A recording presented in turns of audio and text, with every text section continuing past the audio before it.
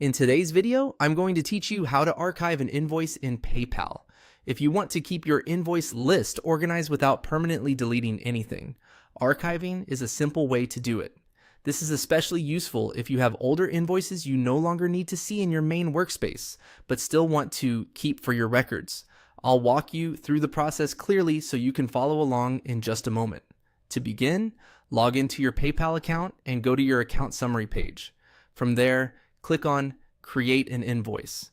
Even though we're archiving an existing invoice, this step helps you get into the invoicing area of PayPal, where all invoice management options are available. Once the invoice creation page opens, look for the option that says Back to Invoices and click it.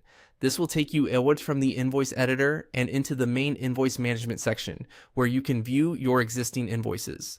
If you don't immediately see the invoice you want, take a second to scan the list carefully so you choose the correct one before archiving it. Next, find the invoice you want to archive. On that invoice row, click on the three-dot menu.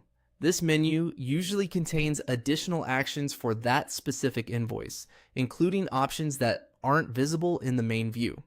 If you're managing several invoices at once, make sure you're opening the menu for the correct invoice, since each menu only applies to the item beside it. After the menu opens, click Archive Invoice. As soon as you do that, PayPal will move the invoice out of your active list and place it into the archived section. This helps reduce clutter while still keeping the invoice accessible later if you need to review it. And that's all there is to it. The process is quick, and once you know where the invoice controls are located, it becomes very easy to repeat whenever you want to tidy up your records.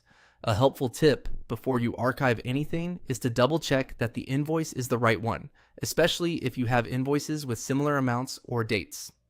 Archiving is meant for organization, so it's a good habit to review the entry first. Now you know how to archive an invoice in PayPal. Thanks for watching, and I'll see you in the next video.